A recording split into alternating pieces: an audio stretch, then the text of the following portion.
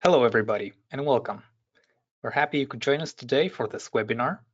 My name is Flavio Popescu. I'm a structural engineer at Strusoft, Denmark.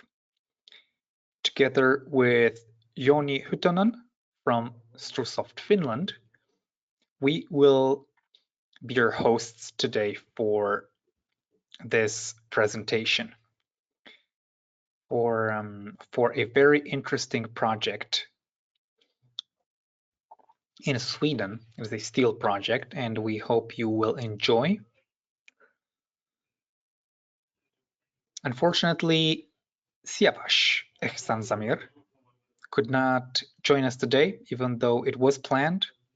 Due to unforeseen events, he could not be here with us today, but we will manage. We will be using GoToWebinar as a platform. So please, you see the questions field? Feel free to type in your questions there. And we will do our best to answer them. We can also have a question and answer section at the end of the presentation. We are not that many, so I think we can handle it. We can even give you access to the microphone so we can have a live conversation. I'm looking forward to this presentation. There are some new people which I have had the pleasure of contacting also through LinkedIn, and it's nice to have a live also interaction. You can actually hear my voice and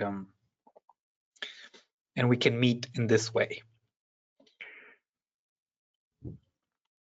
But today, the agenda will look as follows.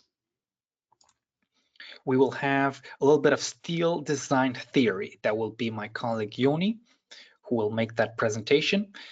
Then the Norvik project. We will take a look at that. As I said, Siavash Ehsanzamir. Siavash was the design engineer responsible with this project at Ramboll. But he was not able to make today's webinar, so I will go through the project. And at the end, if we have time, we will have a Q&A session.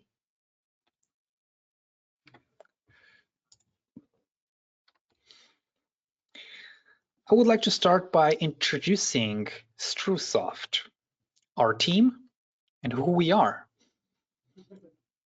Well, we are a leading software provider in Scandinavia, based in Scandinavia, even though today we are talking about a project that was made in FEM-Design. The Norvik steel project was made in FEM-Design, our 3D finite element software. We have different kinds of software. Our software suite includes WinStatic, which handles with individual beams and column elements and frames. BIM Energy, which is our software to calculate and optimize energy consumption of buildings. Then we have Impact Precast and Reinforcement, specially designed for concrete factories to plan and design prefab concrete elements, such as walls, beams, and slabs. And Prestress, our tool for calculating and designing pre-stressed beams and hollow cores.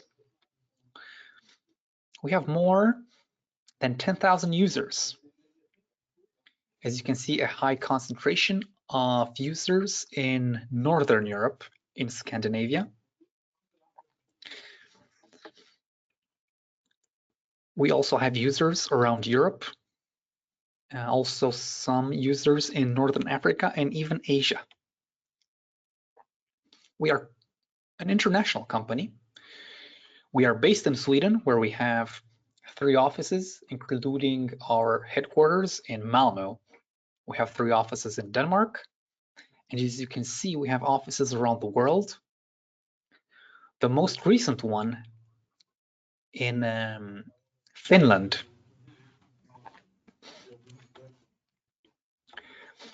Let's go back to FEM-Design, which is in focus today. You can do a lot in FEM-Design. As I said, it's our 3D modeling, analysis, and design program. It works very well with a lot of software, including Revit and AutoCAD. It is one of the many reasons why users have chosen to work with FEM-Design. You can import DVG drawings and draw after them. You can import 2D and 3D DWG drawings. And also, as I mentioned, there's a very good interoperability with Revit, so you can export and import to and from Revit.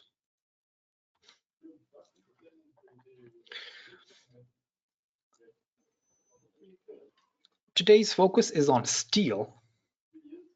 So you can do a lot of steel-related tasks in FEM-Design. You can treat steel as shell elements and model basically any type of structure and shape, and then get the results in the shell. So there will be stresses and deformations.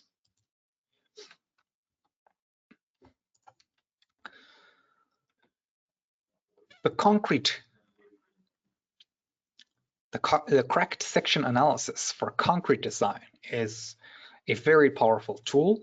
In FEM-Design, you can actually study the behavior and effects of the reinforcement in the concrete and how that affects the stiffness and the cracks. The crack section analysis takes into account the cracks and the reinforcement and reduces the stiffness gradually where the cracks occur. Our steel design module allows for automatic design and verification according to Eurocode of steel elements. Detailed results included in the documentation report. Concrete elements such as beams and also slabs, and timber elements. Here is also worth mentioning that a very powerful tool for calculating and designing CLT elements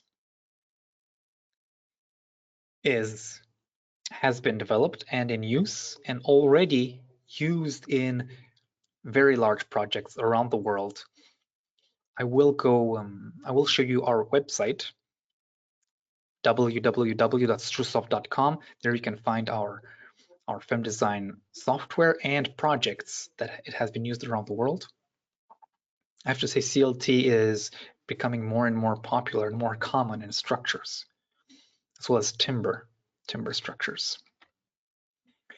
You can even model the soil as a 3D finite element model. That would give you a comprehensive analysis as compared to a spring model or a bedding modulus model. You will get a very realistic behavior of the soil. As I said, you can do a lot of FEM-Design, but today we are focusing on the steel design module. For this, I will hand over the presentation to my colleague, Joni.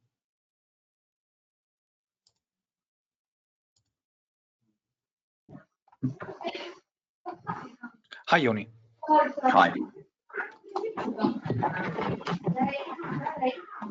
So, welcome you all, and it's good that so many people have come again, since this is our second session of the same project. So why I wanted to have this theoretical part in the beginning is that this is a really complex project, and those design choices what have been made in this project describes really well those choices which should be done according to the Eurocode. And actually the design process is really complex in Eurocode, the steel design. And that's why I wanted to explain you the theory and the structural choices made behind this project. So first we have these structural system choices, which affect, of course, the behavior of structure. Then we have analytical model choices. And last, we have analysis method choices. And they all have been governed by the Eurocode. So let's start. So first we have some vertical loads on top of the roof, and here we have different systems. And for this project, the designer has made choice of vertical load support system to be truss. And as you can see, there is some recommendations for different systems, like it says truss here. The span bending depth ratio should be something like 12. And it doesn't mean that if you exceed this limit has been actually exceeded in this project. It's almost like 15 or 18 in this project. It doesn't mean that it cannot take the load. It just means that the suitability of this type of system is not the best. And it means that those diagonal forces of steel trusses becomes really high. And it makes design of those node points of the truss really demanding. And that's what's the kind of a challenge in this project on the roof side, that you have really low height truss compared to the span length of the truss. And in FEM-Design, it's good that you can design those connections connected as a part of the 3D model, so it makes it kind of easy to handle the whole project, so that you can also design those connections of the truss, because those connections becomes really critical if you exceed this recommendation ratio of the elements. Another critical system of this project was those wall beams or wall columns.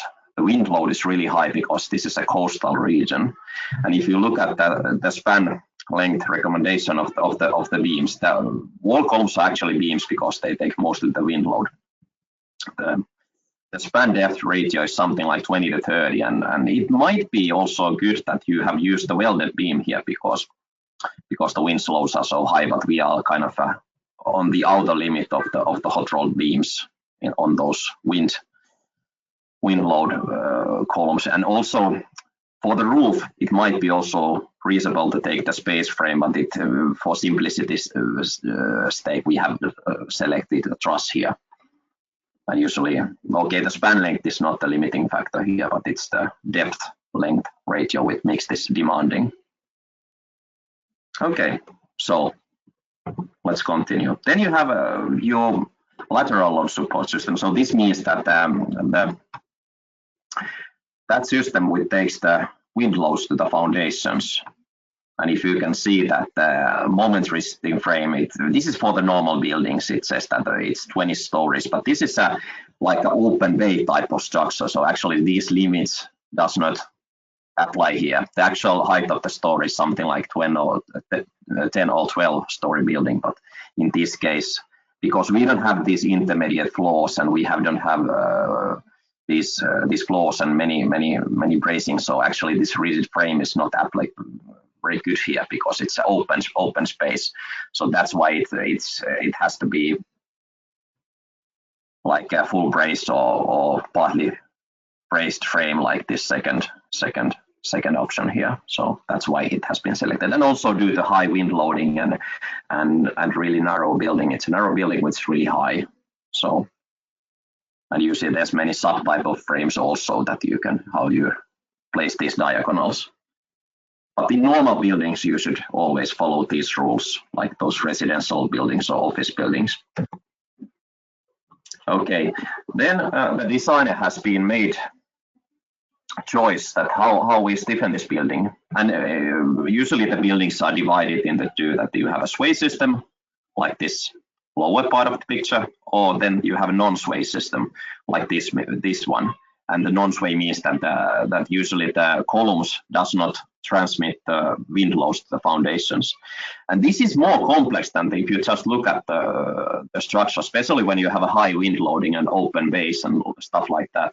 So this says that This can be also non-sway, or this can be also sway, and this also can be non-sway. The sway and non-sway in Eurocode, they are defined so that how easily it buckles, and if your stiffening system is really small or really with really thin members, then also this can be sway system. So just by looking at the structure, you cannot tell if it's non-sway or sway.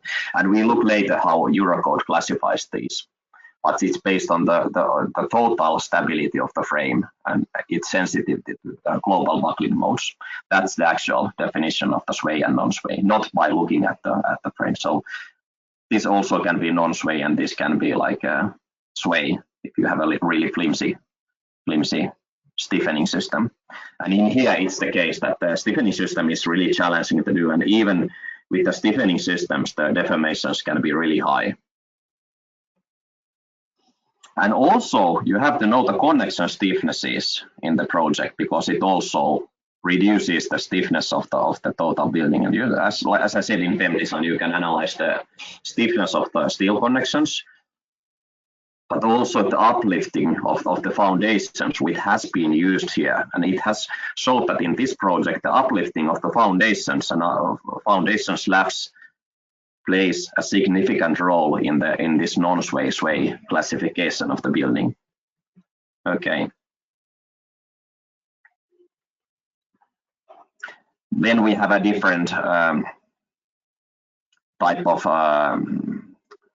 stiffening systems or bracing systems, and you can have a statically determined bracing systems. It means that you, in like one wall, you have only one stiffening system, and if you can also have a statically indeterminate system. It means that if you have many stiffening systems, you actually don't know how they are divided between different systems. It depends on the stiffness of the connections and stiffness of the members. And also these column bases, you have to know, is this classified according to the Eurocode as a nominally pinned or nominally semi-rigid, or is it rigid because it affects the total stiffness of the building? These decisions we have to know before we can say, is it sway or non-sway structure? And Eurocode classifies those connections as rigid connections, semi-rigid, or flexible.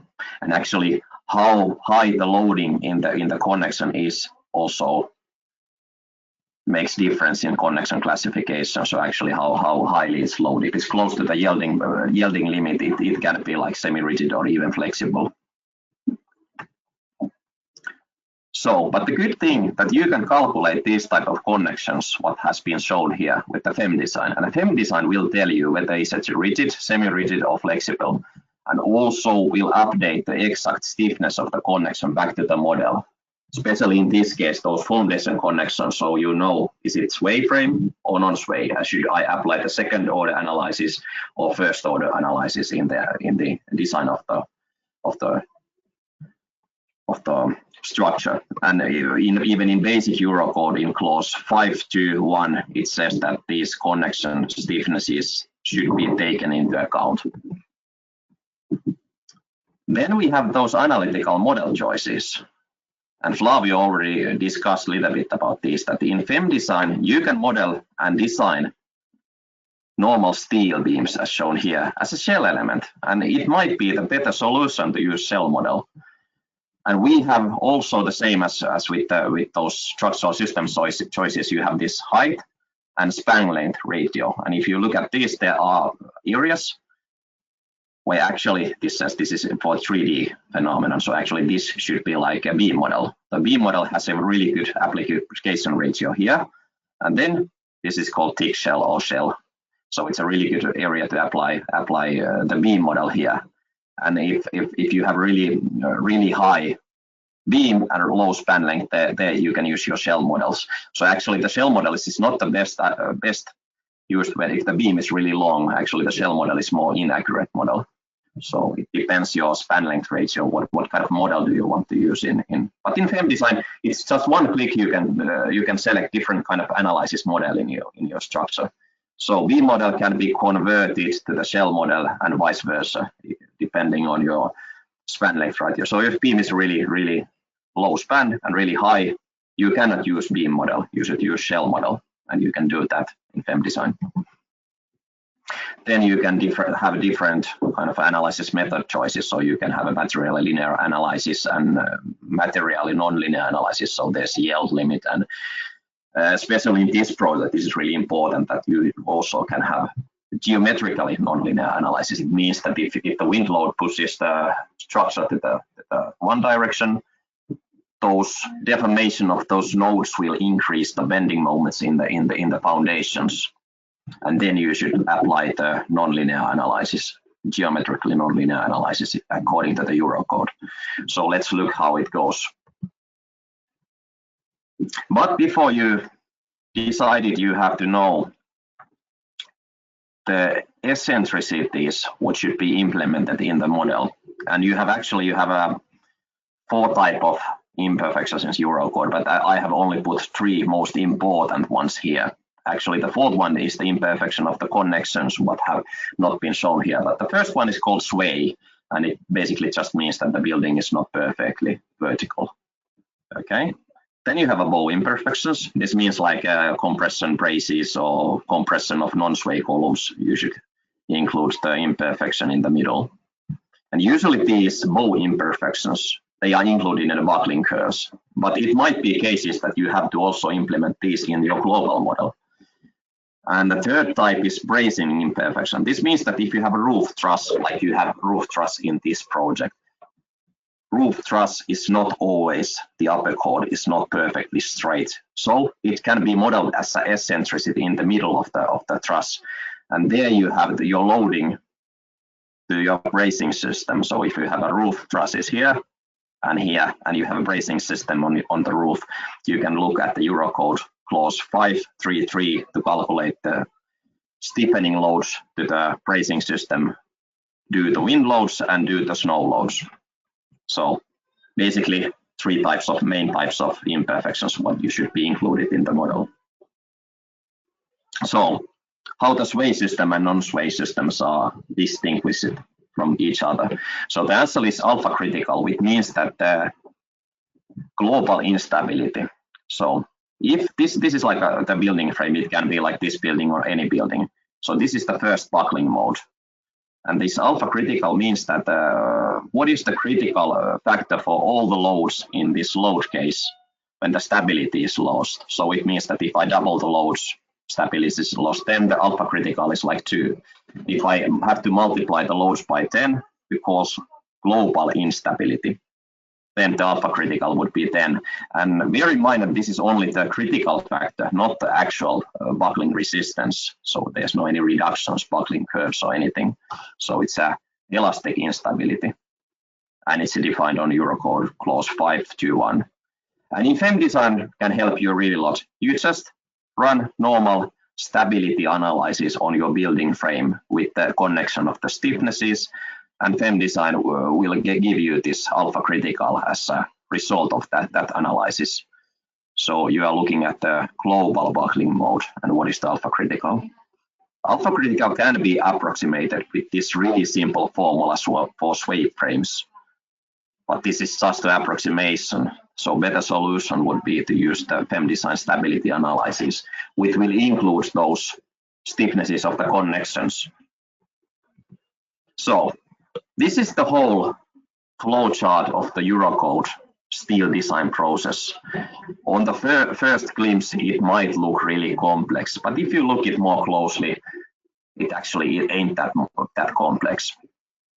So we start at here, top left corner, we have a structural system and we have a connection system. And the connection system is really important because then we have a connection, stiffness of the column footings and stiffness of those bracings. And then we look, what is the alpha critical? So we can use the approximation as in here, or run the stability analysis for the whole frame and get the alpha critical there. And there we have our alpha critical. And if the alpha critical is higher than 10 or 15, depending if you're using elastic or plastic capacity of the elements. Well, let's say that it's over 10, then we go here. We just add as a sway imperfections. But if you look really closely in the Eurocode, there's a clause 5.3.2 and clause 5.7, which says that if the horizontal loading, like the wind loads, are really high, then you do not need these added lateral loads or geometric imperfections. The sway imperfections doesn't need to be taken into account. And this is basically true most of the steel structures. But if you have a concrete structures, then you always need these sway imperfections in your model.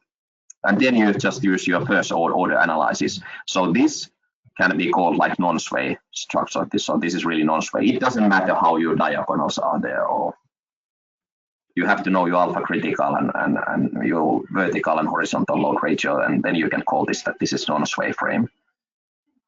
And if the luck is not on your side, alpha critical might be below 10, then you go with this path. But it might be also that if alpha critical is higher than 3, so it's between 3 and like 15, then you go here, and then you have to increase your lateral loads by this factor, and it's a Eurocode clause 5.4, and then you go back to the first order analysis with the higher lateral load. So you have to increase your wind load with this factor, and it's most easiest done with just the increasing of the load factors in FEM-Design. Here's actually the increase, the factor where you used to increase the lateral loads. So there you go. So if alpha critical is over 10 or 15, you are happy, you can do your first order analysis. If it's below 10 or 15, but it's still higher than 3, then you need to increase your wind loads. Okay, worst case could be that this alpha critical is below 3. Then there's no any other option that include the sway imperfections to the model, include the blow imperfections to the model, and then just run the second order analysis. And this can be also done with the FEM-Design. And even these global sway imperfections, they can be inputted in the model as a buckling mode automatically. Okay. And also the truss imperfections you should include in your model or add to the design of roof truss later if you want. I mean those stiffening trusses of the roof. Okay. And the design process is pretty much the basic. You go like through this path. If you have a like first order analysis, you just design the elements as usual. But if you use the second order analysis, you have to classify your cross section because the local buckling is not taken into account in the global model. But here you have an option if you use second order analysis, Eurocode clause 5.2.2 A and B. Sub 0.7. So you don't have to calculate the flexural buckling or torsional buckling because they are taken into account in the global model. So that's why you can skip these. And if you're using FEM-Design, it's good because you can implement also this part in FEM-Design. And by the way, then you go to the detailing, like the buckling of the connection parts or detailing of the bolts and so on. And then you might have some modifications, so you go back to the beginning and redesign all the process. But this is basically the loop what you have to do. So if the alpha critical, you don't know it, you just run the stability analysis, what's been done here. And here you get your critical parameter. So this is alpha critical. And right now it's a 4 for this frame, this example frame.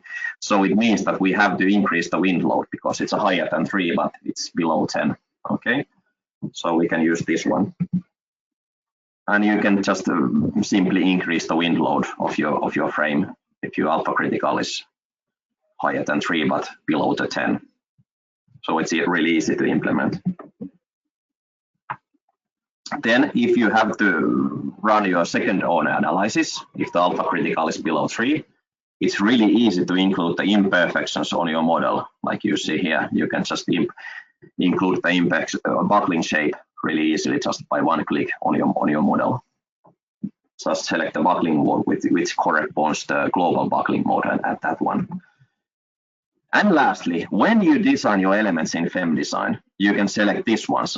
Consider second order analysis if available. So what this means, what it might mean. So if you look at the report and I select this option, consider second order analysis, this text will appear to the design documentation. It says that not necessary to do the second order analysis. So flexural buckling is not necessary. And torsional flexural buckling is not necessary due to the second order analysis. So this means, let's go back a few slides. Because we have used this Eurocode clause, that the flexural buckling is taken into account in the global frame mode, and also the torsional buckling, so we can skip these. That's why the FEM-Design have this option to skip. But you still have to know the total process of the designing of those frames, especially those really high deformation, high slender frames where the stiffening system is kind of flimsy, especially in this project. So that's actually, it's not that clear how design is done according to Eurocode if you don't look it closely. And this flowchart is really handy because these all have been explained in the Eurocode, but there's no exact flowchart how you do this. So that's why it's good to have a kind of a glimpse that how the total process goes. Okay, so that's a theory part of the steel design, and this is just a kind of a basic scaffolding of the steel design or design of the steel frames. So now I give back to Flavio to give you the idea how these have been implemented in the design of this structure. Thank you. And if you have any questions, please put them in the questions field. I will gladly answer. Or if you can have something, you can also email me. And this all have been recorded. So if you want to look this webinar later, you can look it in the Strusoft webpage, www.strusoft.com, and there's recorded webinars. Okay.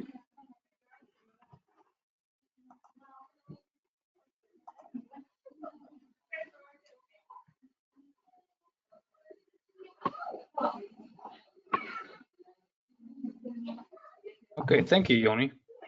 Thanks. That was very interesting. I can continue from here. We've seen some background in the steel design process according to Eurocode. Now let's switch focus to the project at hand, which was a steel structure in Norvikshamn. A little bit of data about this location and about this project. This is a new harbor located south of Stockholm to replace the existing harbor. Now, the reason for replacing this existing harbor are several. One of them is the new harbor, Norvik, would be able to handle 500,000 units of containers as compared to only 60,000 in the existing one. Sweden is really handling a lot of goods by sea. 9 out of 10 goods is transported to sea by Sweden. So harbor is very important. Stockholm is also the fastest growing city in Europe. The location for the harbor also has a natural deep of 16.5 meters. That means the largest ships possible can be docked and have access to the harbor. Here is how the new harbor is supposed to look like and will look like. Some interesting facts about the harbor. It was the latest harbor was built 50 years ago in Sweden, and it took 25 years to get a building permission. So a new harbor is essential. Also, from an environmental point of view, larger ships are way better for the climate compared to smaller cargo ships. Also, there were some requirements for the technology in this new harbor. So it has to have the latest technology and handle sensitive equipment. The harbor is also an important infrastructure project connecting roads, bridges, and railways. This is the kind of equipment that is supposed to be stored in this steel warehouse. Let's call it like that. These are stacking units which stack containers and supposedly have to store them in this steel storage unit, as you can see it here. To get an idea of the scale, this is the doorway here. So this is basically human height. In total, this has a height of 24 meters. You can think already of the challenges that this kind of project presents. My colleague Siavash, he was in charge. He was the design engineer and has modeled this structure and designed it. Has used FEM-Design for it.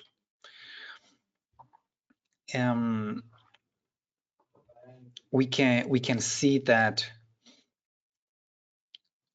this has the story of this has the height of an eight-story building, but comprising of one column and one story.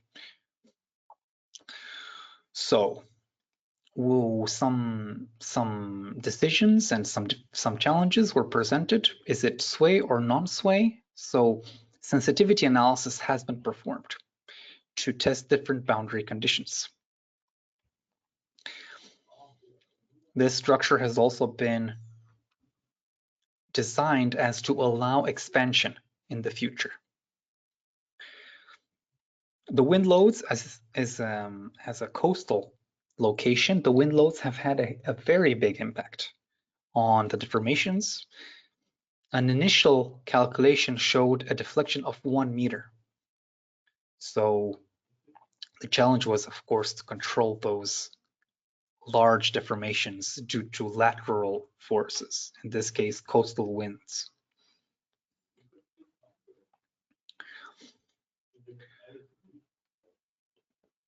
I will deal with some aspects of the project, as Siavash knows and is more familiar with the project, of course, as he was in charge of the delivery of the project. We do have, as Yoni mentioned, the recording of the previous webinar where Siavash was present. For a more detailed analysis and explanation, we will send out the recording to everybody. So worry not, you will get the full in-depth explanation of the project. Just bear with me as I go through some elements which I thought were worth mentioning as we all have you here live in this presentation. So I'll actually switch to the model which I have here. This is the model in FEM-Design. The buckling lengths, of course, were very important to be set in FEM-Design, and when doing steel calculation and design. This is how FEM-Design actually looks for those of you who see it for the first time. We are in the steel design module where all that steel design options are available. The buckling lengths can be handled very easily in FEM-Design. Of course, you can define your buckling length for your stiffness directions. You have flexural buckling in the stiff direction, flexural buckling weak direction, lateral torsional buckling top flange, and lateral torsional buckling bottom flange. It is also possible to automatically calculate the beta value. Technically, you can select all of the elements, and the program will automatically calculate the beta value based on your boundary conditions and the conditions of the elements. At any point, of course, you can enter it manually and change the beta value and choose if it's a sway or non-sway.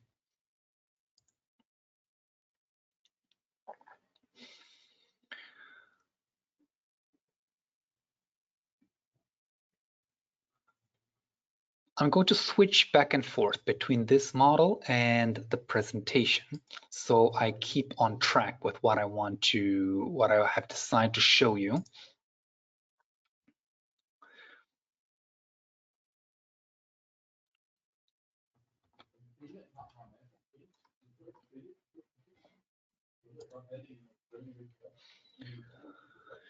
It's possible to have plastic calculation in FEM-Design. So what that means is that you can actually set plastic limits for your supports and for your connections. This is very useful in a lot of situations. As Juni actually mentioned in the beginning, there had to be dealt with some uplifting forces, some huge uplifting forces. So a nonlinear analysis has to be considered for the surface connection in the bottom. I can just show you what I mean.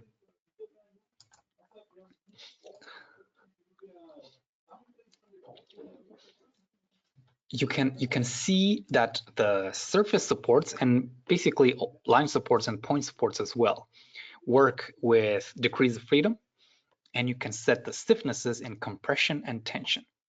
The detach function allows for a fast and nonlinear behavior of these types of stiffnesses. So if I select X tension, it will be considered that the tension in the X direction will not be considered, will not be taken into account. So it would be able to have a nonlinear analysis. Furthermore, you can have plastic limits. So if you decide that there is no tension in the Z direction, as here, or enter any type of force in kilonewton per square meter, this will be a plastic limit. So you can run a plastic analysis, and all values above this 50 in my case will be distributed to the other supporting elements. So it was easy to run a plastic analysis in this case.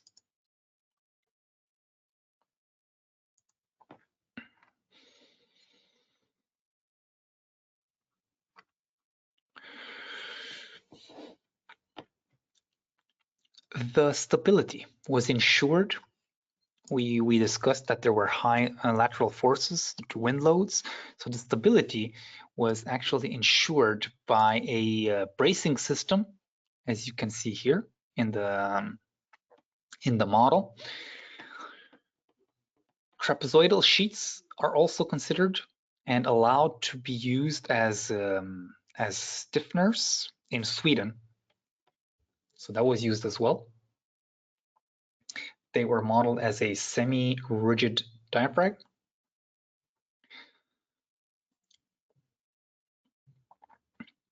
Another challenge was these facade columns. As you can see here, they have some edge beams which are located in eccentrically on the column. So it was a concern for rotation due to this eccentricity in the columns, and this was also analyzed and studied in FEM-Design.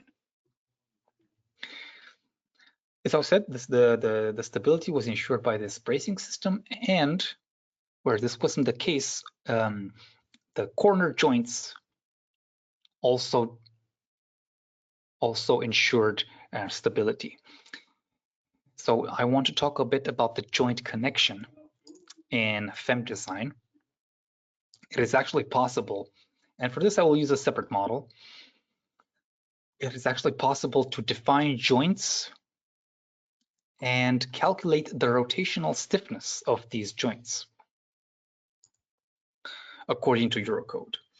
So I have here a column and a beam, and I can study the and calculate the rotational stiffness of this joint. Then this stiffness, this semi-rigid joint, can actually be applied on the structure afterwards, on the 3D structure, and the whole structure can be analyzed with the correct stiffness. This is the steel joint module, which I will actually show you right now. It works together with the 3D model and separate, so you can perform modifications on this joint. You can edit the end plate, the stiffeners, top and bottom and diagonal stiffeners, and of course edit the haunch and the end plate by altering the values here for the parameters. Then the stiffness is actually recalculated, as we can see here, and reapplied on the model. When I'm done with all of these modifications, I can finish and the modifications are applied. I can return to my model, have the stiffnesses applied, and recalculate to have a correct behavior with the correct stiffness.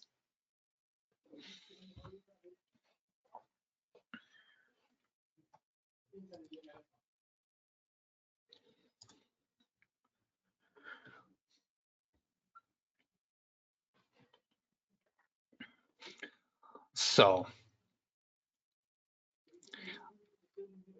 we've talked a bit about the steel joint and the stabilizing systems that have been used.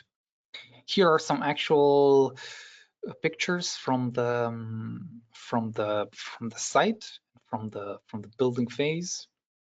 You can see here the tall cranes which hold and stack the containers, and a view from the inside.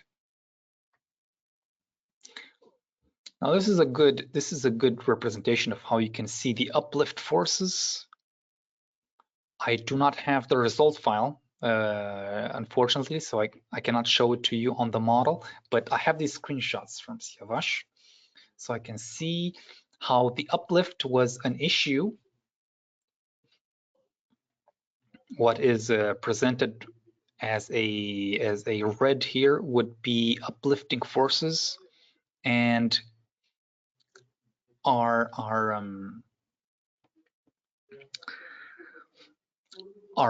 available for analysis using the detach function. So you can see the distribution of the reactions. You can see uplifting forces in this region, and also in this color palette display.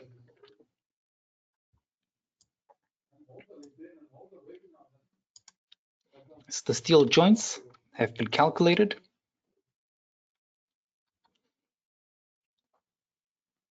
And some different finite element analysis have been performed for some atypical joints.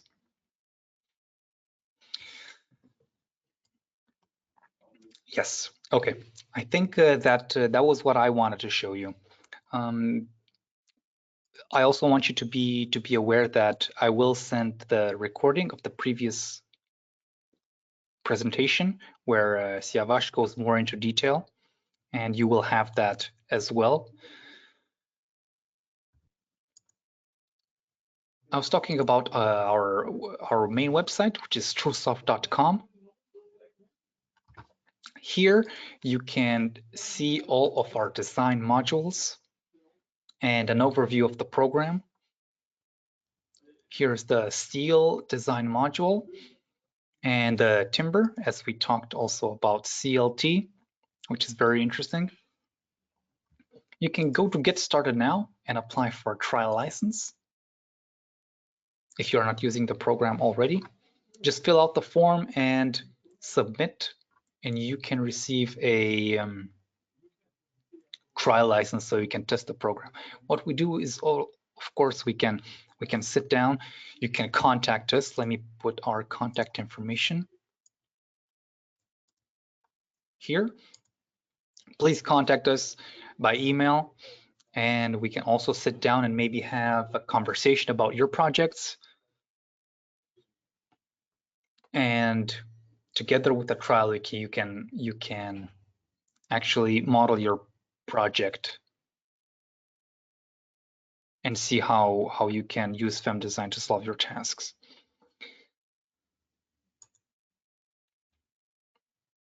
That was it from me and Uni today. Thank you everybody very much for attending, and I'm sure we will see each other soon. Have a great rest of the day. Thank you. Thank you.